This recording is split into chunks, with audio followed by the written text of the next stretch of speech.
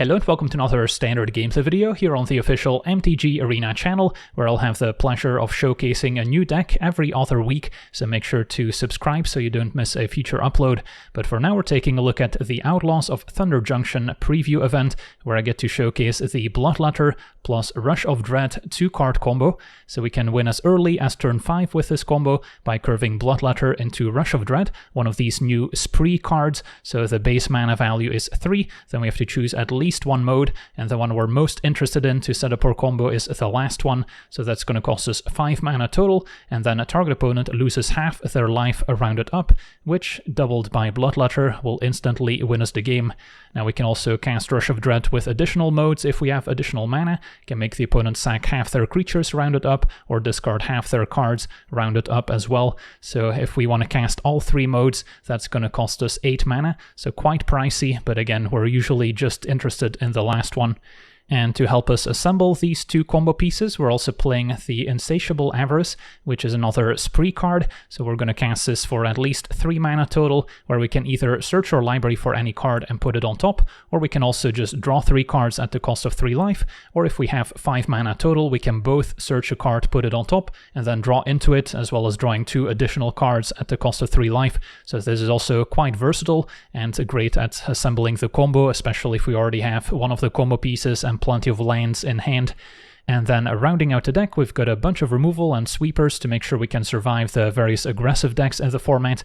Now, of course, I'm playing this in the preview event, where I don't expect to face any Boros Convoke decks, since those aren't really previewing a ton of new cards outside of the Inspiring Vantage, improving the deck's mana base. But if you go back to the ladder, of course, Boros Convoke is probably going to be the most played deck. So to help in that matchup, we also have access to the new Pest Control, a 2-mana sorcery, destroying all non-land permanents with mana value 1 or less, and in matchups where we don't need it, we can always cycle it away for just 2 mana. So this card is awesome against Boros Convoke, can even catch us back up if we're on the draw.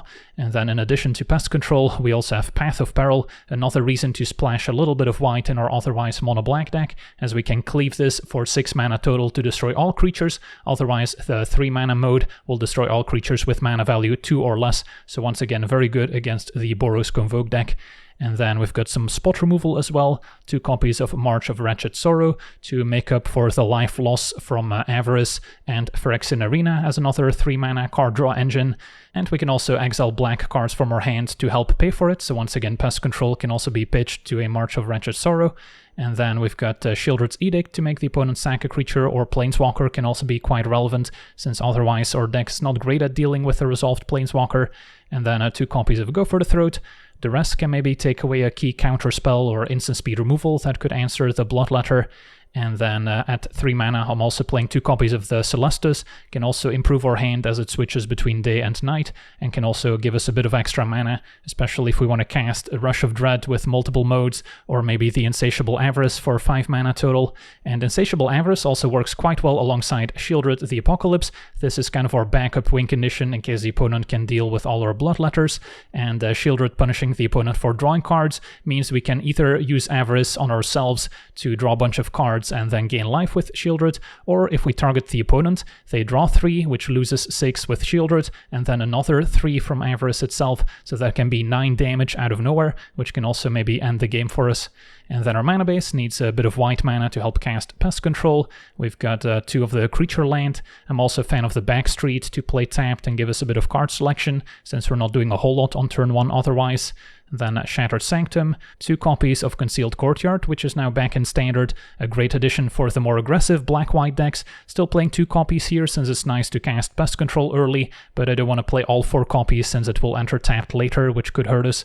And speaking of hurting us, also only playing 2 copies of Caves of Koilos, since we're already losing a bunch of life to some of our own spells, so don't want to add too many pain lands on top of that, but still pretty important for mana fixing. And then plenty of Swamps, and the Abandoned Mire can also maybe get back one of our Bloodletters or Sheoldred from the graveyard. So yeah, that's our deck. Now let's jump into some games and see how the deck does.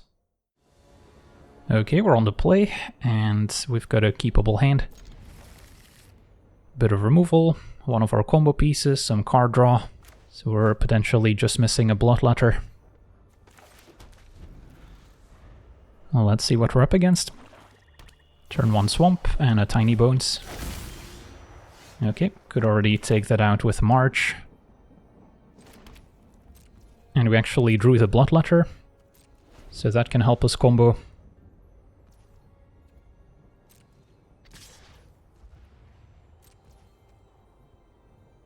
Yeah, let's just March for 1.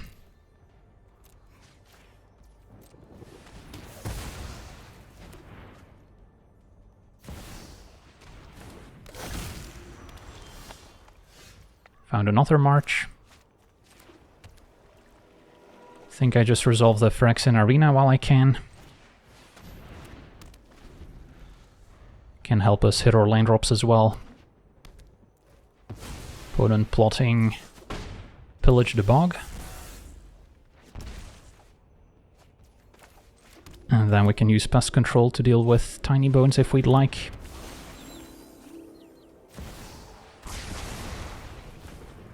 Tapping out for Bloodletter would have been reasonable. Try and go for the combo right away, although blue-black is likely to have some answers.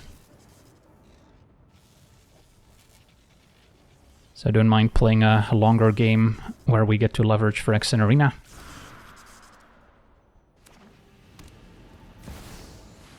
Investigators next. So I guess we get rid of the March now.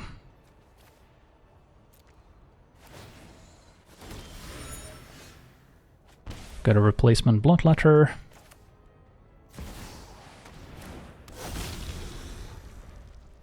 Let's see if they can take it out.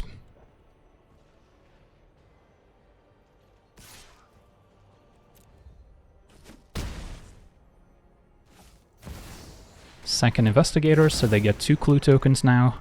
Doesn't matter too much what we discard, other than Rush of Dread.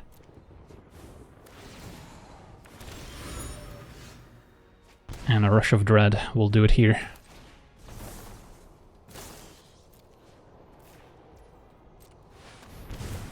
Sweet, on to the next one. Okay, we're on the play with Edict, Double Path. Not the most exciting hand, unless we're up against a tokens deck. I think I mulligan. This is a bit more balanced. Although we do need to get rid of 1 card. Might just be the Celestus. Can cast Avarice to draw and probably hit our land drops. And then we may need a bit of interaction with Path of Peril.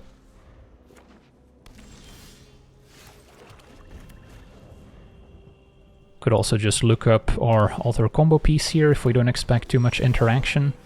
And green-white is not known for having a ton of removal, so maybe that's fine here. We just need to hit 1 more land drop.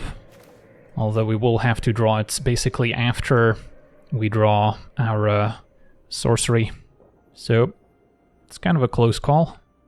Could also just wait, cycle Pest Control, see if we hit our land drop. But yeah, let's just go for it.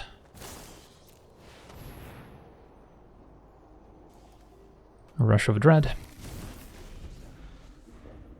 So that's our draw step for next turn, play Bloodletter, and then we need to top deck an untap land to combo. If not, we'll still have some other options available. Contaminator's kind of scary, and doesn't die to Path of Peril. So Pest Control would just deal with a treasure token here. They could now also have a fight spell to maybe take out the Bloodletter, but I think I still give it a try.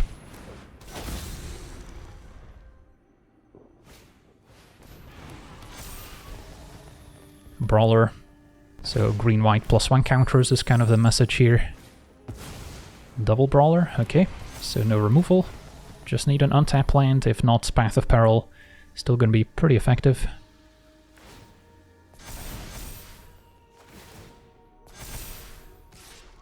So take 4, opponent does get to proliferate.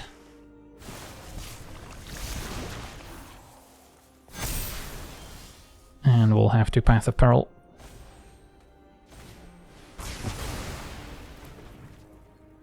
And I may as well attack, unless we want to play around Wandering Emperor, which I guess our opponent could have in a +1 counter deck. So it's probably not worth it. It's going to be an Ozolith instead. And an Apprentice.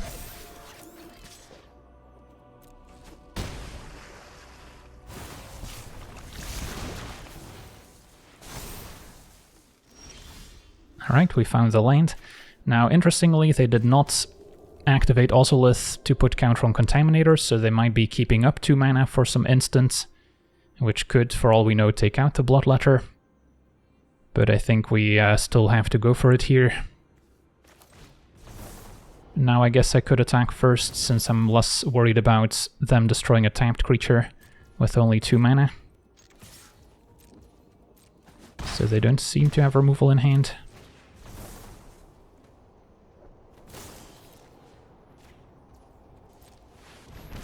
Alright, and that does it. Sweet, on to the next one.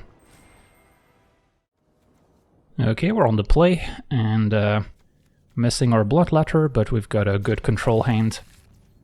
Can start with our Backstreet, and probably don't need March when we already have a bunch of spot removal. So keep up Sheoldred's Edict. Next turn we could just draw 3, or we can tutor up our Bloodletter. Against red-green I don't expect too much removal, so maybe we can just go for the combo. Turn 3, Surge Bloodletter, turn 4 cast it, and turn 5 Rush of Dread.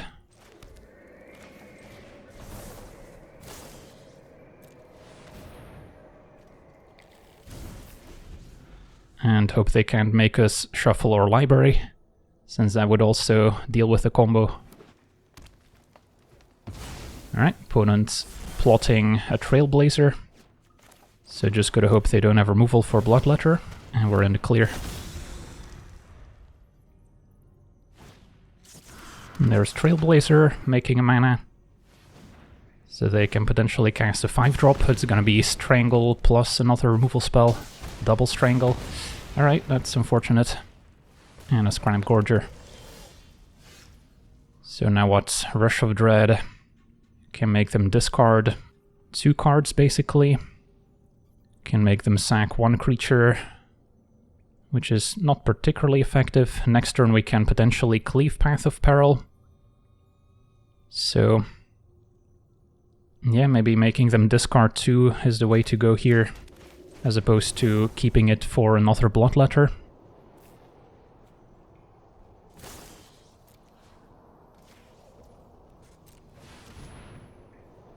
So double Strangle, yeah, that was unexpected.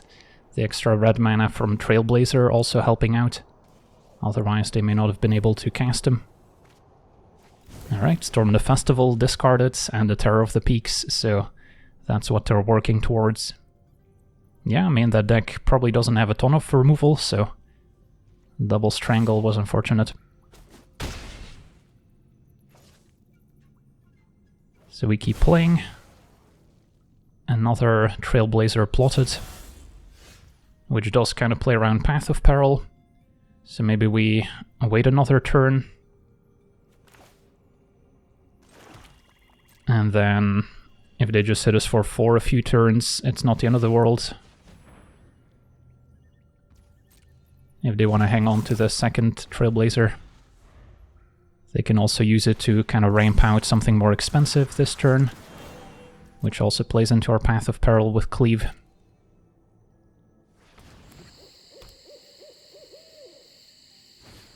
Alright, Storm the Festival. So they might be able to draw a few cards here of double Trailblazer as they find a third.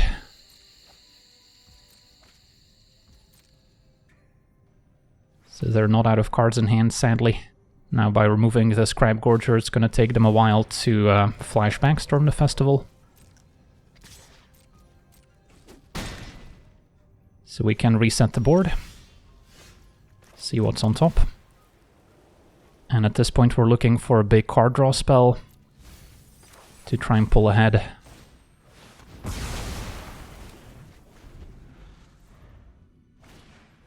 Appraiser can discover. It's Watley. So Edict not looking great either.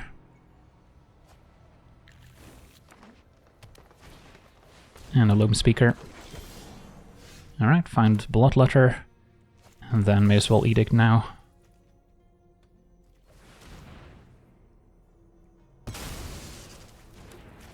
Okay, so we're live to top deck another one of our combo pieces here to win the game. 5 mana for Rush of Dread. And what does Storm the Festival find? Well, some pretty good ones. Terror of the Peaks plus Roxanne, which can deal 2 damage with a Meteorite, which takes care of the Bloodletter. So we would need another Path of Peril here, which we didn't get. Yeah, double Strangle. That's kind of what it boiled down to.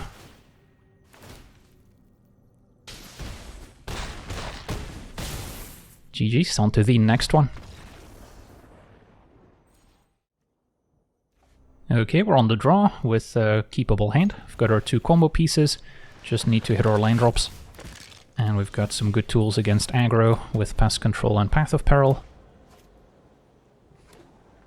Opponent on a banned deck with Bristly Bill. Pretty good new addition.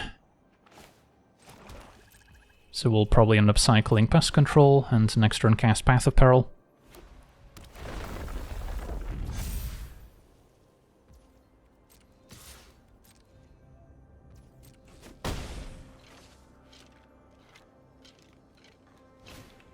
And a Prodigy is next, so they might have some +1 counter synergy.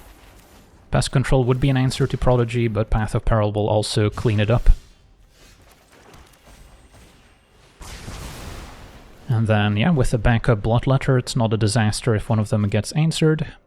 Shieldred also pretty good combo with Avarice, as we can either gain a bunch of life by targeting ourselves, or make the opponent lose a lot of life if we make them draw 3.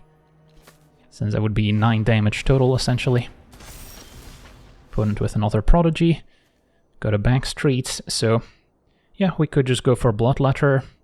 Could also play Shieldred first to maybe bait out a removal spell, and then next turn go Bloodletter, Backstreet, and then turn after we're guaranteed to cast Rush of Dread. In case they have multiple answers in hand.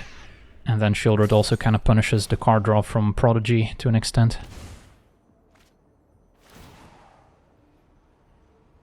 And we can always kind of flip the scripts and then Avarice target the opponent, which may also get there. Opponent keeps up a bunch of mana. So, yeah, can play Bloodletter and then see if that resolves an attack.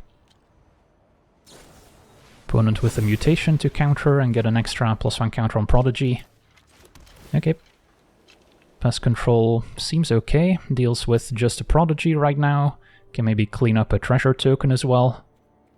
I think it's a fine card to keep on top, and then sure we'll attack.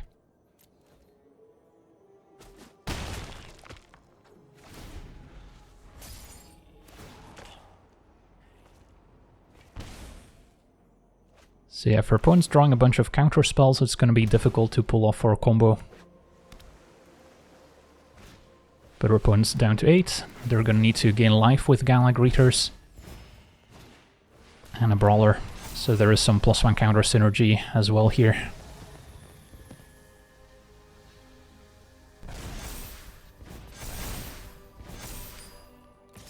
Another Path of Peril would be great as well.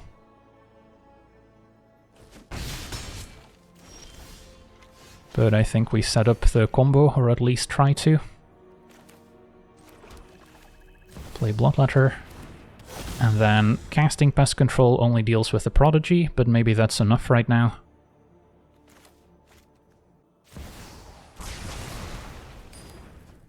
If I attack, they likely double block, which I'm okay with.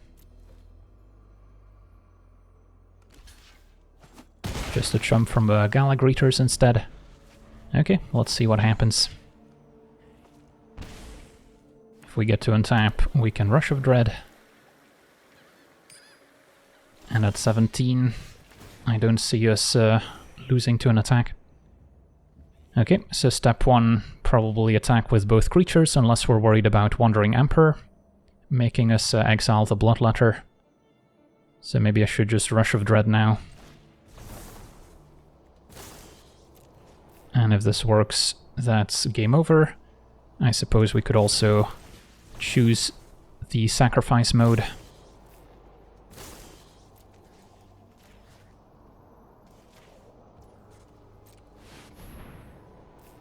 Did they draw into a counterspell?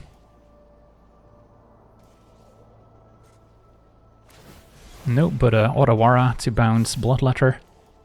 Okay, so opponent still falls to 4, they're gonna have to chump. And probably die next turn. So a few ways we could have played it.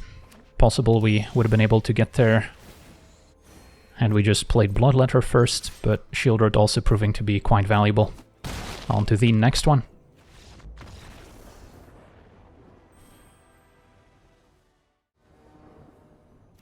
Okay, we're on the draw, and we've got our 2 combo pieces. Problem is, we only have 2 lanes, and missing white at the moment, but we can always cycle pest control if we don't need it. So I'm willing to give it a try, especially on the draw, we're more likely to hit our lane drops. There's another Rush of Dread, so may as well duress now. And yeah, Bloodletter could point towards a similar combo. Take Go for the Throats, which can answer our Bloodletter.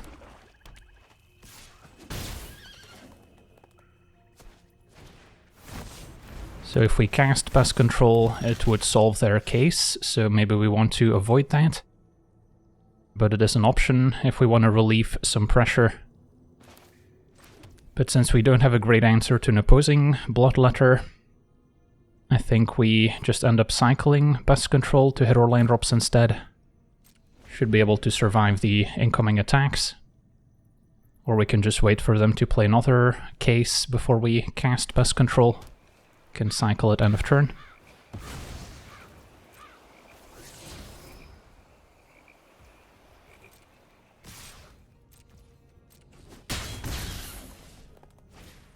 Alright, there's another one. So, yeah, I think we just cycle Pest Control here. Otherwise, what happens? Our opponent plays Bloodletter next turn. I guess that also just represents a lot of damage. So I may need to just deal with the skeletons, otherwise double damage next turn starts adding up since we don't have another relevant play lined up. Alright, we drew one anyway. So can check if the coast is clear with another duress, but there's only one unknown in hand. And then cast Pest Control.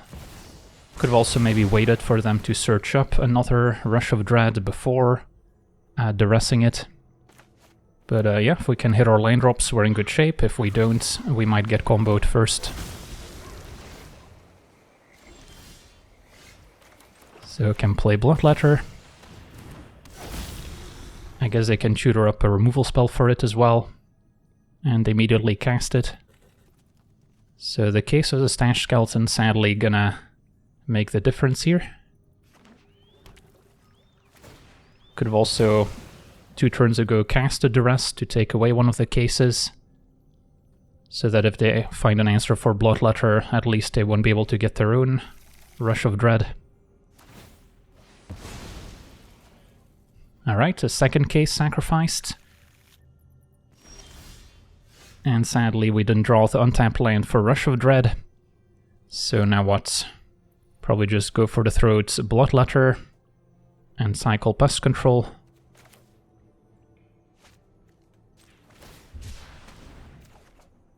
There's another one.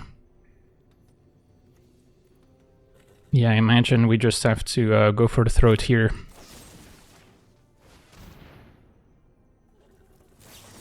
Alright, never mind, Spell Pierce. So I guess they've got it covered then.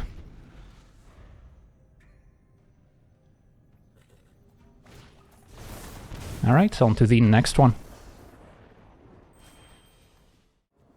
Okay, we're on the play, and what do we think of our hand? It's got some good interaction, but no real card draw, and no combo pieces. I'll take a mulligan. This is a bit better. We'll need to find an untapped land, so we can play Phyrexian Arena on curve, but we already have both combo pieces. Celestus can be useful too at ramping, so maybe the Avarice isn't needed. And Swamp King stay on top. Plaza of Heroes, maybe a legendary creature deck. For now, Rona. Okay, Celestus versus Phyrexian Arena is kind of the decision. I think we play Arena first, just to hit our land drops. And maybe next turn we can play Celestus and cycle or cast Pest Control. Or immediately go for Bloodletter, of course. Raffine to untap Rona, can still attack. And connive. So not sure what kind of interaction our opponent's deck could be running here. See the Lost Jete as well. Well, Shieldred is pretty good at punishing card draw. So that could be kind of a good distraction in the meantime to soak up a removal spell. And then hopefully we'll still have time to combo off.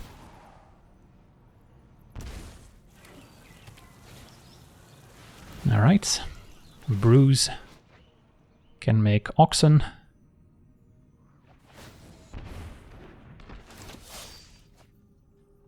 Finds a Relic of Legends. So does not trigger the ability here.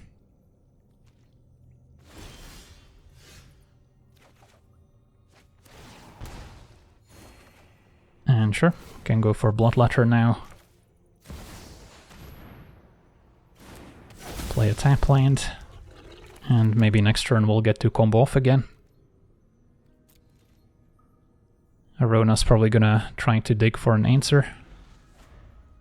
Opponent preferring to preserve their life total with Shieldred in play. So there's the Relic. Can enable quite a lot of mana with all those legendaries. Also quite synergistic with Rona, which can repeatedly untap.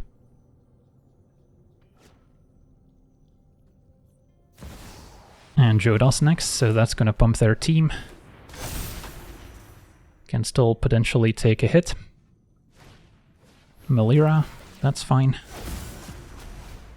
It's Skrelv. Rona draws, enabling Shieldred. So they're just looking to pump their team a bunch to maybe attack for lethal. Although we can always jump with Shieldred if needed. Now they do have some mana available thanks to Relic of Legends, so if they have, let's say, the 4 mana counterspell, they could still stop the combo. It's going to be Tiny Bones, which doesn't hit anything as a 1-drop. Still pumps their team. They've got 2 attackers, so Shieldred can jump or trade here.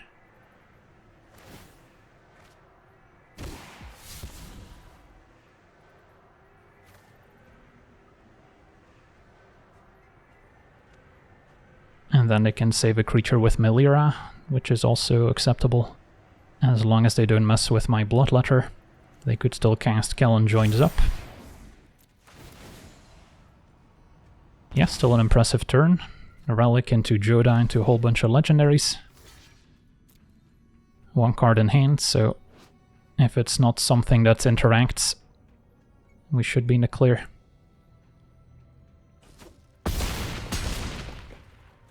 Opponent also down to 8 in the meantime, so they're close to just dying to a Bloodletter attack.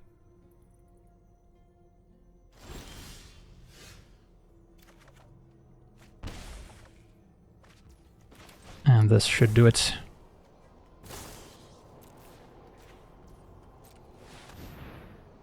Don't want to attack first in case they had an Eiganjo, they could still channel. And that does it. Alright, so we got to see our 2-card combo in action, and it seems to be the real deal. We can easily curve our 4-drop into our 5-drop to win the game, and 2/4 creatures not always the easiest for every deck to answer on the spot, and if they don't, we can just win. If not, we can still play a longer control game, where we can hopefully string together our various combo pieces, and then we've got plenty of sweepers to survive the Boros Convoke deck as well. Now, of course, we play this in the preview event, where we're not going to face some of the more popular meta decks that you're used to seeing on the ladder, but I think the deck is still pretty well set up to beat those decks. With 4 copies of Pest Control and Path of Peril, you should be able to kind of survive the early onslaught from decks like Boros Convoke, and then hopefully still set up the combo in time. So yeah, that's going to do it for today's gameplay. Want to thank you for watching, hope you enjoyed, and as always, have a nice day.